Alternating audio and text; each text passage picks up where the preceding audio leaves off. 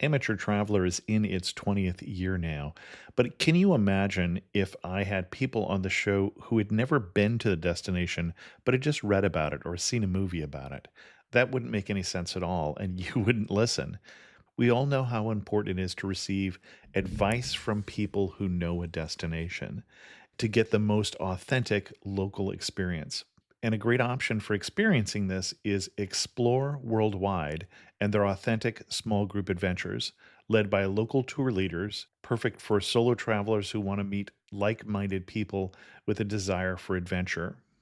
I'm often an independent traveler, but two of my last three trips were with small group tours because they organize everything and it's a lot easier. If you want to recreate the tour I did to Malta, they have a Malta and Gozo Discovery Tour. I'm intrigued by one of their tours called A Taste of Sicily. The company again is Explore Worldwide, and visit exploreworldwide.com to learn more. And thanks to Explore Worldwide for sponsoring this episode of Amateur Traveler. The nights are long, the days are short, and the weather is chilly to downright cold, depending on where you are. It's a good time to slip into a Quince iconic Mongolian cashmere sweaters, which start at only $50. You can treat yourself to everyday luxury at an affordable price with Quince. If you really want to dive into luxury, you can check out their leather handbags, washable silk shirts, and European linen sheet sets. Whatever you're looking for at Quince, all the prices are 50 to 80% less than similar brands, and they do that by partnering directly with top factories and cutting out the middleman. They only work with factories that use safe, ethical, and responsible manufacturing processes. And of course, they use premium fabrics and finishes for that luxury feel in every piece. But you've already heard me rave about my Quince travel pants.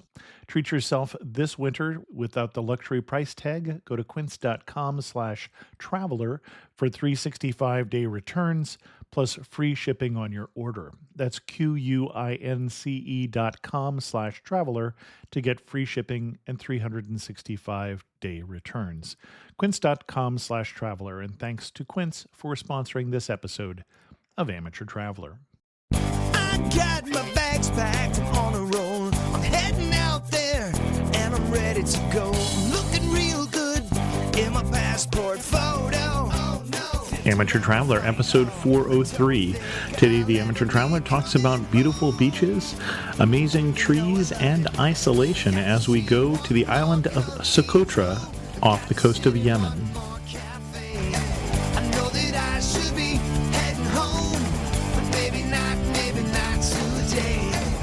Welcome to the Amateur Traveler. I'm your host, Chris Christensen. Before we get into this week's episode, I do have three news stories for you. This is an odd story coming out of China. There is a theme park that is building a complete replica of the RMS Titanic. Not only can you go aboard the ship, but you can experience what it was like when it hit an iceberg. The theme park also boasts man-made beach, Turkish baths, and what is called a 6D cinema. I don't know what it is, but it's apparently twice as good as 3D. Something that's not twice as good was a recent landing by some Southwest airline pilots at the wrong airport. They only missed the airport they were looking for by 9 miles, touching down not at the Branson airport, but at a nearby charter and personal aircraft airport. They had to put on the brakes rather hard because the runway was very short, and they brought the plane to a stop only 200 feet from a drop-off. Passengers that said 5 minutes later they were told they were at the wrong airport. And what I'd like to know is, I'd love to be a fly on the wall in the conversation in the cockpit for those 5 minutes. There's a story out of the UK that a hotel manager was sacked for leaving negative comments on bad reviews on TripAdvisor. TripAdvisor recommends that you leave constructive comments. He left comments like this: honestly, what do you expect? You pay little, you get cheap. We're a budget hotel. Get real. The owner, after numerous complaints, finally let the manager go.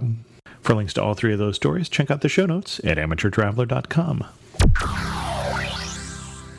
I'd like to welcome to the show Earl from Wandering Earl, who's come to talk to us about Yemen and more specifically the island of Socotra. Earl, welcome back to the show. Well, thanks so much. Good to be here again.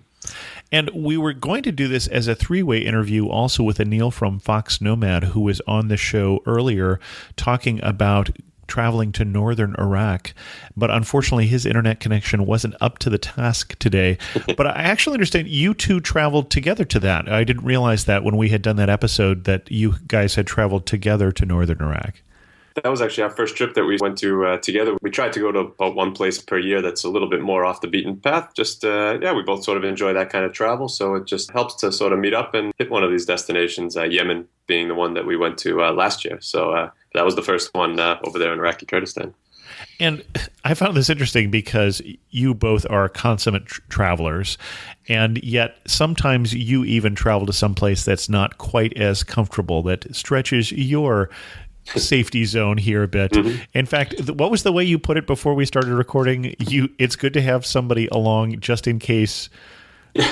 Just in case you get kidnapped. Hopefully one person gets out and can inform your family. I'd like to think that won't actually happen, but it is nice to have somebody else there just for some of these destinations, especially ones that don't receive so many travelers, where there's not as much information out there, I'd say, on the internet. So it is just a little more comforting when you go to a place like this with another traveler, especially another experienced traveler.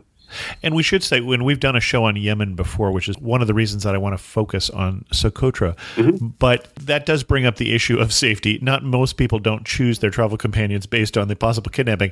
So we are talking about a place that does have some safety issues right now.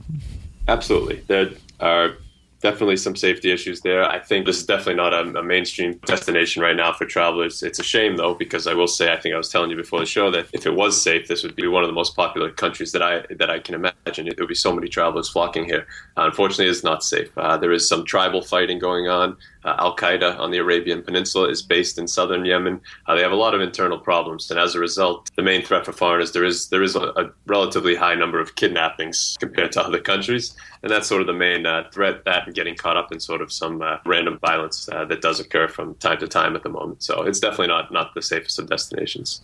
So what did lead you to go to Yemen and to the island of Socotra in particular? It all started with Socotra, where I wrote a post on my site once just asking my readers, what are some cool places that you've been? These are some cool places that I've heard of that I would like to go to. And one guy just wrote to me and said, you have to go here. That was all he said. He just said, you have to go here, with a link to Socotra Island. That was maybe a year and a half before I actually went. And ever since then, I need to get there. But of course, I always saw it's Yemen. And I was like, oh, that's crazy. I'm not going to Yemen. Says the guy who went to Iraq, but... So, yeah, right. Well, as a tourist. That turned out to be much... If you do a little more research, that turns out to be a heck of a lot safer. It's quite safe up there in Iraqi Kurdistan. And here, but I did do some more research and slowly said, it's not the most normal destination, but it is possible. And there are spots that you can go that it's actually... The government, there's a lot of checkpoints on the mainland, and you can only go certain areas. The government won't let foreigners through into areas that they deem more dangerous. So there are some precautions there, that are some measures in place to reduce the risk for foreigners. Let's say it's still not it's still not, I wouldn't say, a complete safe destination, but it does reduce the risk.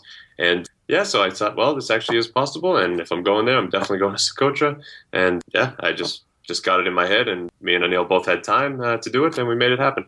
Okay. So, and I'm assuming since you pitched the show to me that you think other people should go with the cautions that we've already put in place surrounding it. So what did you do? What kind of itinerary would you recommend?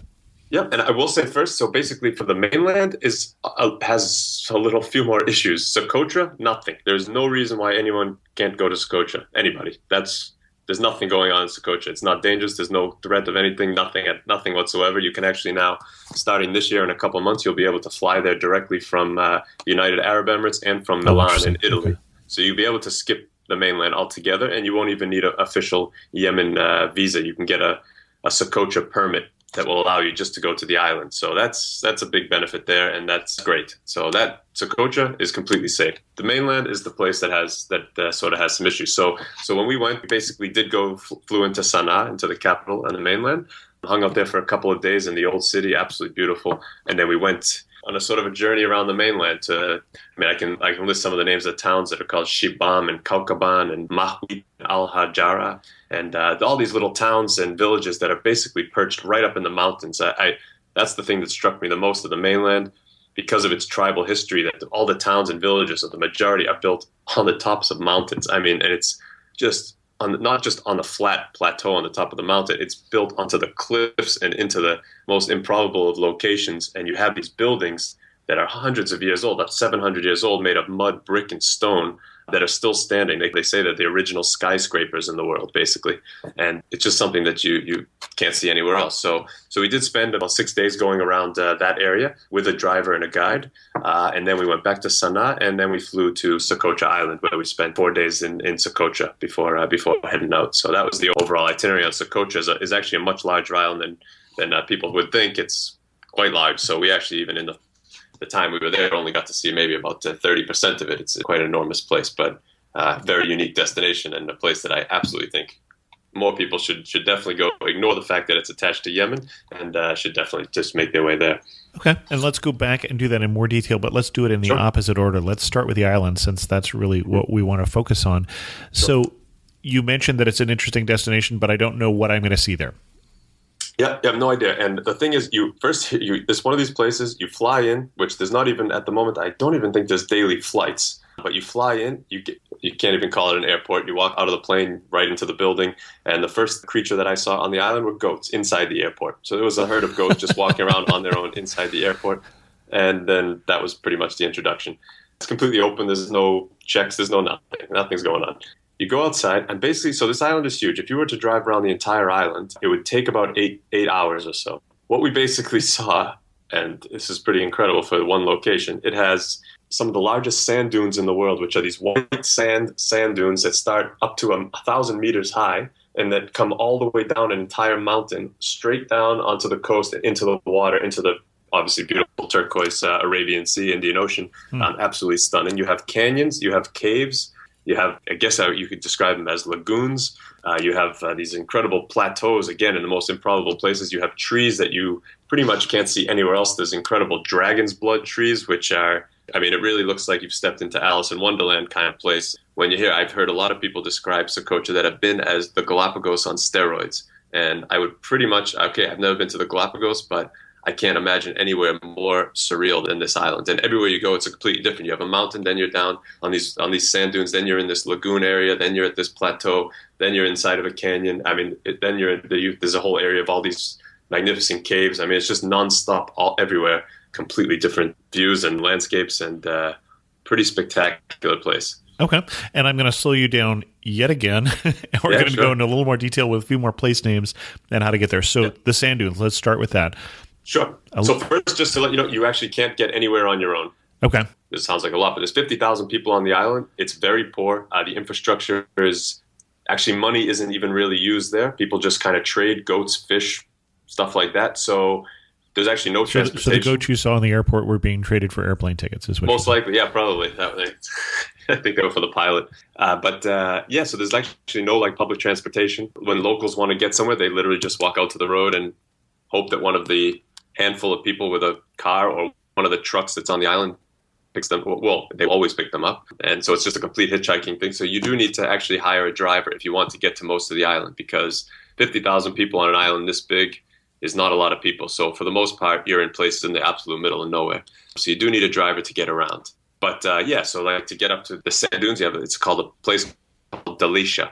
And you mentioned an island this big. We haven't really put some dimensions on it, so we're talking about, and I'm looking it up here, 132 kilometers or 82 miles long, and about 50 kilometers wide or 31 miles. So, so decent size. Okay. Decent. And the thing to remember too is most of the interior is mountainous. So you're really on these small windy roads that are going in. So it makes it even seem more remote and more far away from places where it might only be 10 miles away from the place, but it's going to take you 2 hours because you're going through these just half the time. Actually, there were no roads. You're just literally driving on the off-roading basically just to get even to villages and stuff like that. So it's not even, every place isn't even really necessarily connected by an actual road. And how did you find a driver?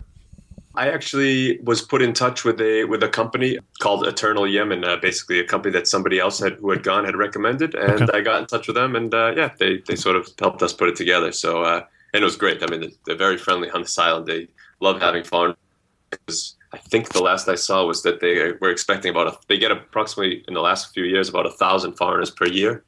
Oh, wow. That's small. Yep. It's not so much. So they're pretty happy when foreigners come. They're very nice people. They're very open. Three a day. Yeah. That would Wow. be about right. And in the time that we were there, we only saw one. Yeah, I met one French woman and a Syrian guy who was traveling. That was it. So there was technically two other travelers that we met during our entire time there. And is your driver then also acting as interpreter? So we had a driver and then we had a guide. The drivers don't. Okay. Not many people have driving license on the island, so Got the it. driver's sort of a specialty. And then the guide is. We had one of the. I think they told us there's about 6 guides on the island that pretty much speak enough English that they could be a guide. And if I can ask, are we talking, is it fairly expensive or is it fairly inexpensive to get a driver and a guide? I mean, that doesn't sound like your normal style of travel here. No, it doesn't. It's actually tough because basically there's also, which we can talk about, accommodation is not really anything you can book on your own either. There are no hotels or places you can go online and book stuff. Uh-huh. You need somebody to put it all together. There's sort of these eco lodges, which are basically some guy took some wood out of somewhere and built stone and wood, the most basic huts you've ever seen, but normally right on the white sand beach. They have a shared bathroom behind it for like 4 huts, and it includes your dinner. And that's pretty much it. So the whole package, I think, came out to about $80 per day for 2 people. Well, that's not bad. And that's not bad. not counting the driver and the guide. No, that was with the driver and the Oh, guide. you're kidding. And, Okay, and the wow. place, That's yeah. okay. I think it balances out. I would say $60 of that would be for the driver and guide per day, and not even 20 would be for the accommodation. The accommodation is pretty basic. Wow. Okay. I mean, it was like a stone bed with like a very thin mattress kind of thing. Amazing. Stone bed. Okay. No matter even what your travel style, I don't think you would mind when you see the location where you're sleeping. Right. That's what it sounded like. Yeah. So I'm picturing beaches that are not crowded with people either, as you talk about these turquoise waters here of the Arabian Sea. I went to about maybe 4 or 5 beaches on this trip and never saw a single other person on any of them. Literally.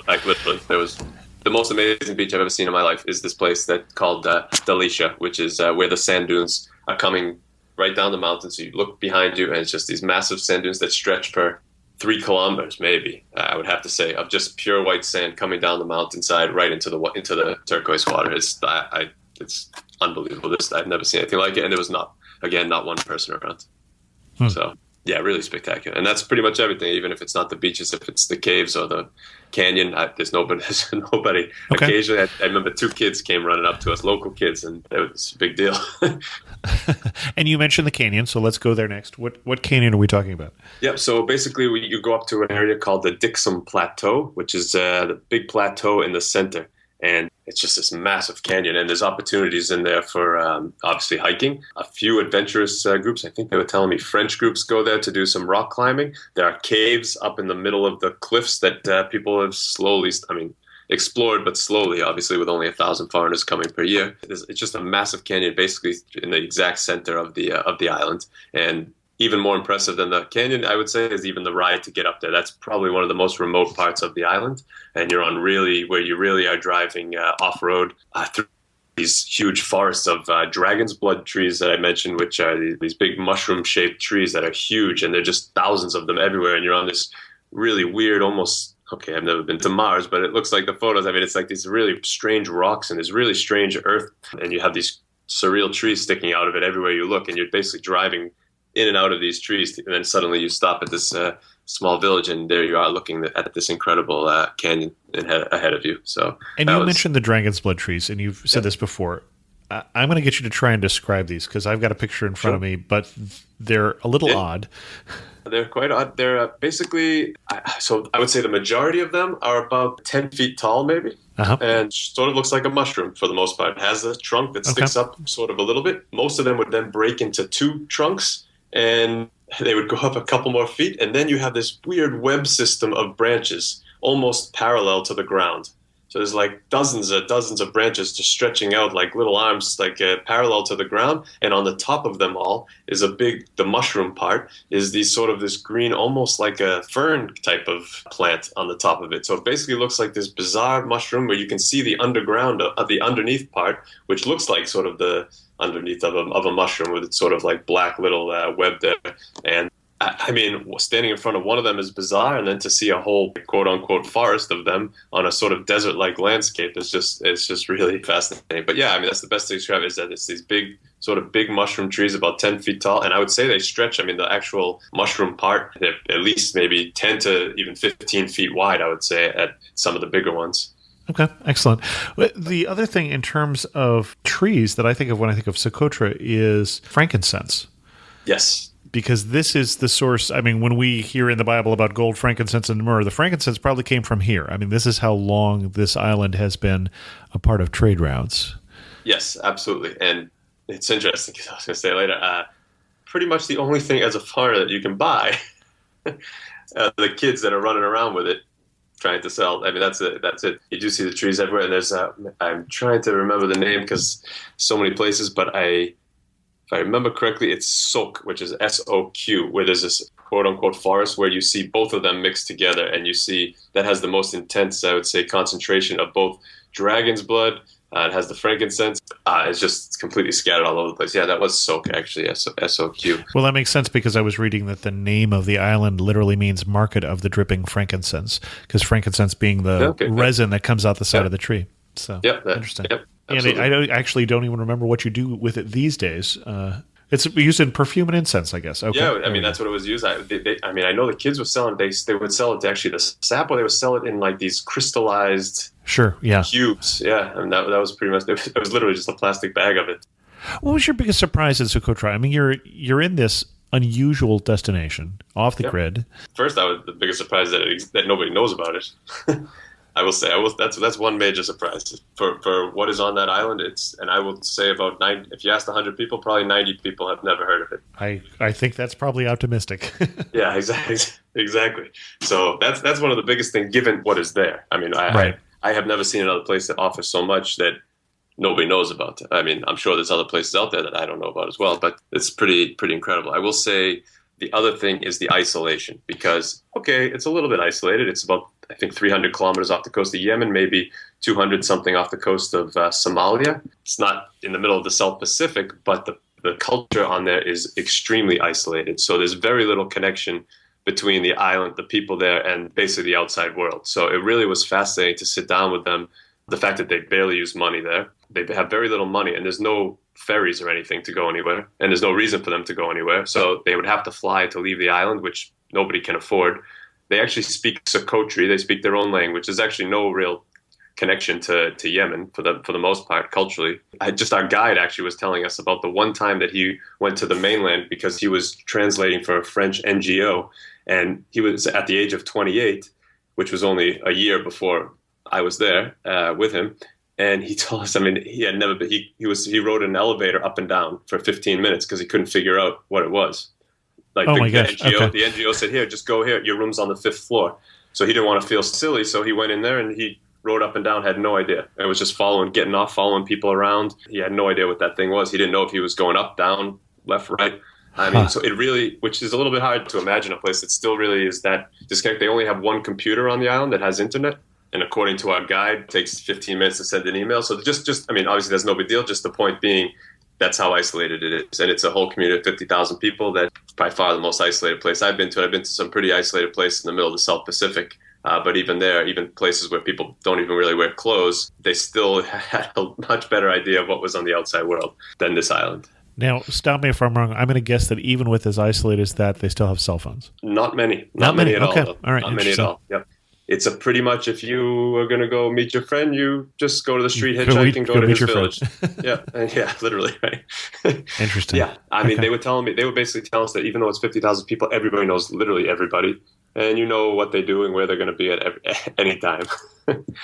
And what kind of resources did you use for planning your trip? I tried to just go online, just tried to find whatever I could just to get an idea, because I knew that it was, when I started to learn, that it was an extremely large island in terms of how much you could actually access in a reasonable amount of time, that we sort of started to look and try to figure out what places seemed a little bit more interesting to us. And then we did contact the company that I mentioned before, Socotra and Yemen, that helped us get the driver and the guide. But the thing is, it's so laid back that we just showed up and we told them the places that we thought were interesting. Of course, we're outsiders with no clue. So then they told us the reality or what made more sense or what they thought would be interesting. And it's pretty much open. I mean, you have the driver and guide. There's no set time or anything, so you can pretty much go wherever. And if you're somewhere and you're like, this isn't so interesting, they'll take you wherever. So it's kind of the place you really wouldn't plan like a specific route before you go. There's actually just one road that goes around the island. So you just kind of, you're always just going back and forth on that road and then turning off onto like dirt roads or side roads. to get places. So you don't really need to have a specific itinerary, but some places are more accessible than others. So I'd say it depends on how much time you have to spend there. That would sort of dictate how much you could actually see. What's one thing you wish you had known before you went? I wish I had known that actually, even though I did know that not everything was as accessible as would be ideal, I wish I had really known how inaccessible some parts would have been, because had I known, I would have doubled the time I would have stayed. I thought that we assumed that 4 or 5 days would be plenty, but you could easily spend 2 weeks there to really get a feel for the island. So I would say I would have done that, gone at a much slower pace to really enjoy some of these, because some of these places are places that the landscape or something is something that just doesn't exist anywhere else. And it would have been nice some of these spectacular places. One place called Calancia, which is on the the northwest side of the island, which is, I'm actually going to write a post in a couple of weeks where my favorite spots in the world, and that's 100% one of them that I've ever seen. And it would have been nice to spend a couple nights there as opposed to the few hours that we were able to spend there, just given our time constraints. So. And what made it one of your favorite spots in the world? You drive up this hill and you have no idea what's coming, and then you suddenly hit the top and you stop and you're looking down sort of a dirtish road that goes straight down to the ocean, again in this huge, almost like semicircle white sand dune with a lagoon down in the bottom. So then there's like this sandbar that's stretching out, way out, maybe half a kilometer out, that does a complete circle. It's just incredible water. It's surrounded by this white sand. I don't know, you just have to see it. I mean, with the white sand, the mountains, and the water all mixed together in this one sort of isolated, almost not a valley, but it's completely kind of closed off in a semicircle. So you can't even see civilization behind you at all. You're just literally in this little corner of the world. And there's like 2 open air huts. If you can spend the night there, it's literally just a grass roof. Like there's no walls, nothing. It's actually just 4 posts with a very, like a grass roof over your head, and some like really thin, very, very, very thin, like centimeter thin mats on the ground. And you're more than welcome to spend the night there if you want for free. And it just, I wish we had known, and would have definitely spent a couple nights in that spot. It strikes me as funny just because we sometimes cover a range of destinations on Amateur Traveler, and I was just in Vegas put up in the Tropicana in a suite with 2 bedrooms and 3 LCDs, and everything was electronic. You could control the drapes, and gorgeous, gorgeous hotel room. And it isn't necessarily that is better than a grass hut on a beautiful beach, but it's just different. I mean, there is a range of vacation opportunities, and we are off towards one end here. Absolutely. And they match the destinations. Exactly. Las Vegas would be pretty miserable in a hut, and I would say that Socotra would be pretty bizarre if there was a suite to be had. It would be pretty odd. It wouldn't maybe even match that. There is actually apparently there is one small hotel in the capital village, which is just a dirt road village. I think it was like, they told me maybe 1,000 people. And there is a hotel someone started there where the rooms are $100 a night. Okay. I mean, he has like 7 or 8 rooms, but apparently that's the least used accommodation on the island. So, Now, one of the questions I normally ask is, when did you feel closest to home? When was it most familiar? And when did you feel furthest from home? When was it most unfamiliar? Was any part of this real familiar? It sounds... I was just going to say, there really was nothing familiar. I mean, I've traveled quite a lot. Even the airport experience was something that in all my travels. The goats is a giveaway, yeah.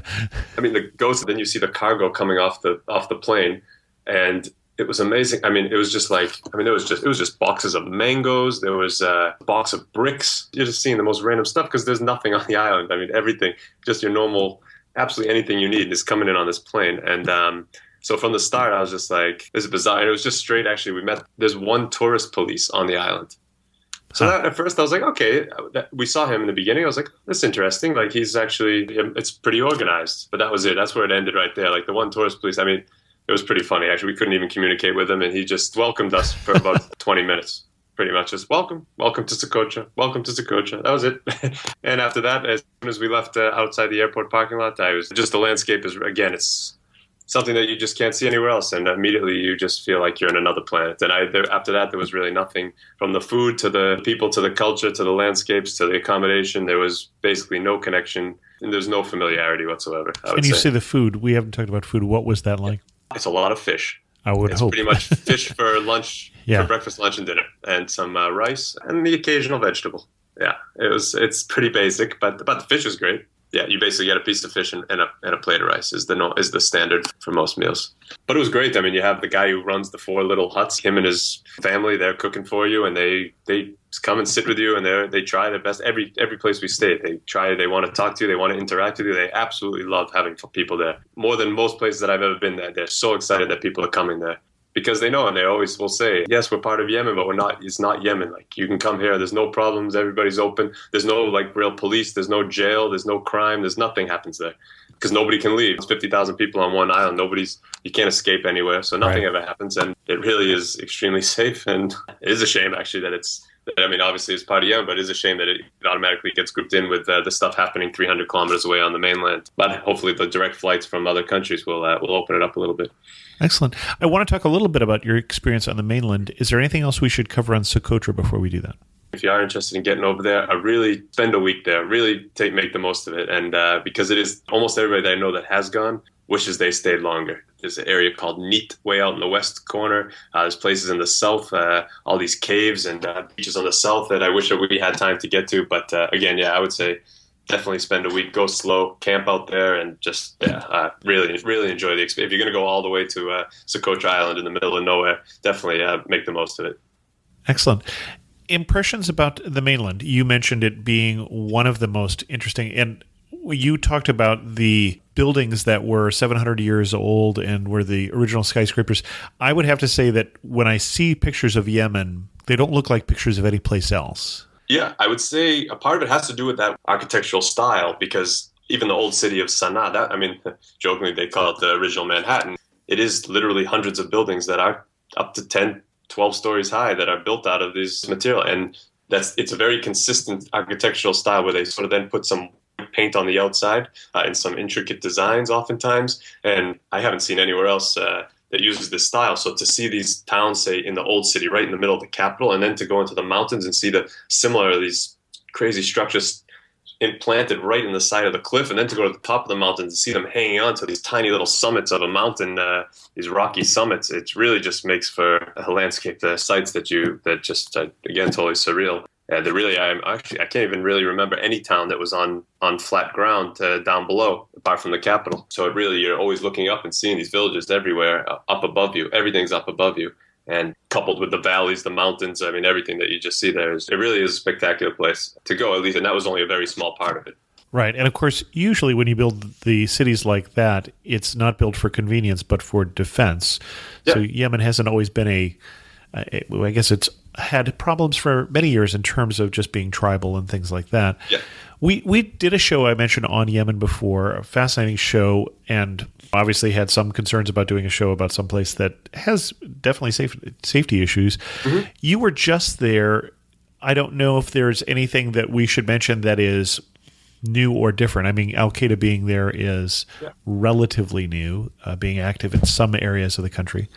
For safety, unfortunately, in the last, say, 6 months, the situation has deteriorated a little bit where have been a few more incidents close to the capital, or in the capital, for example. Almost nothing has ever happened in the old city of Sana'a. So before that, you could always get from the airport straight into the old city, which is a big walled area of the capital. It's huge, so you would never have to even leave there. You could experience this, which is the heart of Sana'a anyway. Unfortunately, there has been a couple of things just on the outskirts at the main gate to the old city, so things are starting to happen a little more closer. Things are not generally aimed at foreigners at all. It's just that there is more incidents happening, so obviously you need to be a little more careful.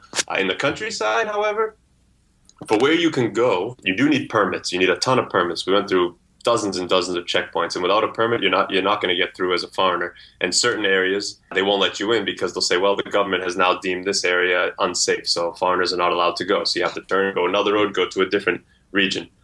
And even when you were there, it was on the State Department watch list already of this is it was definitely on the state. Every place, it was definitely on the State Department watch list, and for almost any country's watch list. I think the idea is to be obviously cautious for a normal traveler, which makes sense. But again, it very rarely examines what the actual situation is, which is again where, yes, there are some areas that are extremely dangerous. There's no way you could even get there. No way. You can't get on a bus to go there. Nobody will sell you a bus ticket. A checkpoint will never let you through. Not a chance. So, I mean, the areas that we were able to go were deemed safe. And to be perfectly honest, there was not even 1 minute of us feeling any threat whatsoever from any villages. Everyone we met was overly warm, hospitable, and super friendly to us, inviting us for meals into their homes, everything, nonstop. There wasn't one single negative, whether they found out from the U.S. or anything like that, nothing. No, there was nothing. I imagine that would be different in certain areas where you're not allowed to go, but then again, you're not allowed to go for a reason, and right. If you stick to that, which you pretty much have no choice, then can be done in a safer way. Question for you. So, and I'm going to make this a two-part question. One for Socotra and the other for the rest of Yemen. You're standing in the most beautiful spot you saw, and you're going to take a picture of what? Where are you standing? What are you looking at? On the mainland, by far, that's a place called Bokor, which is a road, a sort of a main road cutting through eastern Yemen. And I don't know how the driver knows, but obviously they know. They just turn off suddenly and start driving over the rocks for about 15 minutes, and suddenly they come to the cliff. You're actually at the top of a cliff with the rocks are actually jutting out over the valley below, which was about 1,500 meters below. Big drop down into a huge lush green valley where there's a couple scattered villages like stuck into the cliff and down in the valley. And you're just basically standing on this rock that is completely jutting out over this valley, hanging over the edge of this massive valley. It was totally surreal again. Just, of course, you would never see it unless your driver drives off-road and knows how to get there. That was by far the most magical spot that I saw on the mainland. And for Socotra, I mentioned Kalancia before, so I won't mention that again. There's the other place. Yeah, I'll go back to that Delicia place, which is, again, that stretch of 3 kilometers, white sand beach where perfect water, perfect sand. You have the mountains again behind you, and you have a stretch of what I've seen in all my travels, the most beautiful beach I've ever seen, all to yourself, 100% all to yourself, just right there in the Indian Ocean. I could have built my own hut and stayed there for a week easily. Okay. Next time. Again, two-part question. Sure. Socotra and the mainland, the sense, of the 5 senses that you will most remember from both places. Is it a sight? Is it a smell? Is it a taste?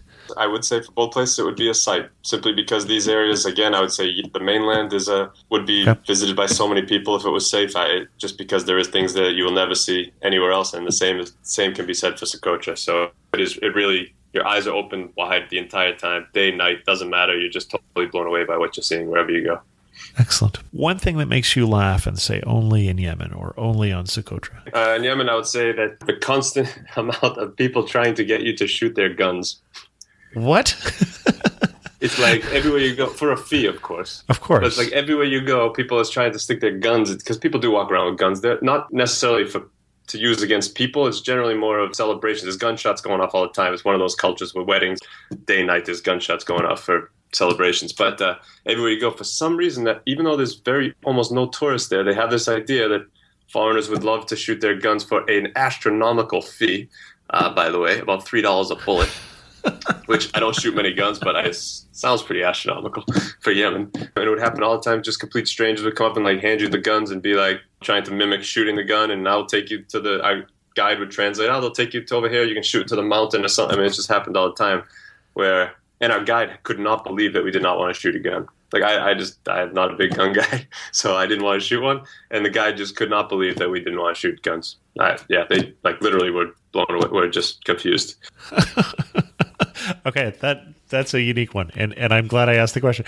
Now, the other thing that I recall is in Yemen, one of the prized souvenirs from the mainland is the daggers as well. Is that still the case? Yes, absolutely. The jalebi, yeah, that's everywhere. And that's an interesting thing, because you go to some countries and you see traditional dress and it's usually used for celebrations or things like that these days. But no, it's 100% used. I'd say about 90% of the males still wear the traditional clothes with the dagger in their belt. It is a ceremonial dagger, so it's not a fighting dagger. But yeah, everybody has it, and there are places that you can buy. I mean, they're pretty amazing what you can get. Obviously they vary in all prices and things like that, but you can go to some of the shops and watch them actually hand make the cases that they come in, and it's a pretty big symbol there. So everybody wants to have the nicest one possible, and you see kids as soon as they can walk, boys, they have the little dagger in their clothes. Huh. So yeah, really interesting. And I first see that and you think immediately it's a fighting thing, of course. But when you actually see the dagger and it's completely curved around, it would be the worst fighting tool ever. So then you learn, of course, then you talk to people and you learn it's ceremonial. I mean, they use it. They dance all the time. They're using it for dancing and for, things like that. So Excellent. Finish this sentence. You really know you're in Yemen, or you really know you're in Socotra when what? you really know you're in Yemen when you don't want to go to sleep because you know that there's something else unbelievable out there to see. I mean, it really is that kind of a place. You really know you're in Socotra when you consider moving there, despite the fact that have the complete lack of infrastructure, internet, all that stuff in the modern world, and you still are debating with yourself whether you should take over for the only English teacher that's on the island. There is one Australian guy. Excellent. And if you had to summarize, and let's focus on Socotra in 3 words, what 3 words would you use? Isolated, stunning, and memorable. Yeah. Excellent. Earl, where can people read more about your travels? They can head over to wanderingearl.com, put all kinds of things about the places I visit and the lifestyle of long-term travel. And it's all up over there. Excellent. Where are you going next? Well, I am looking at potentially going to Libya in February, and then I'll be heading back to India in March. Excellent. So that's as far as I've gotten.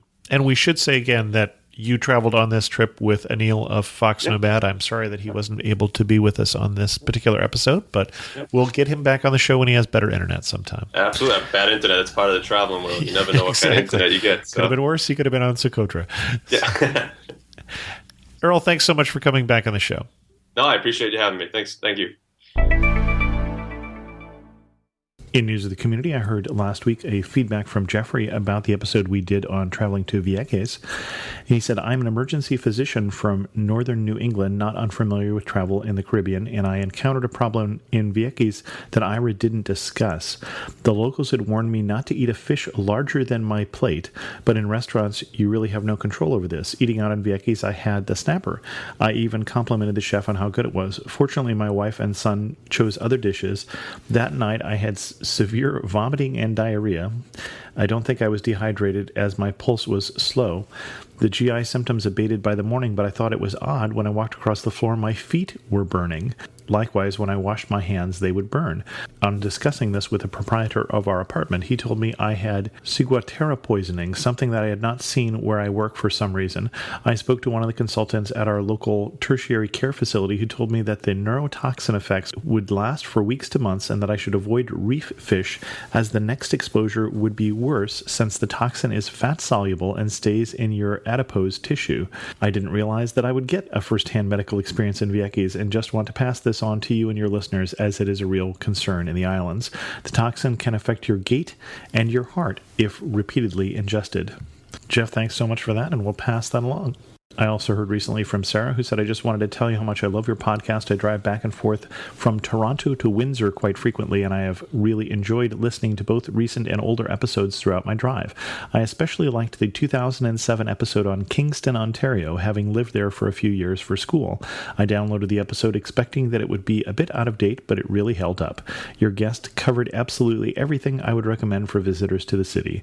Anyway, thanks for all your hard work on this podcast. You've literally provided me with hours and hours of entertainment, as well as a lot of inspiration for my future travels. Best, Sarah.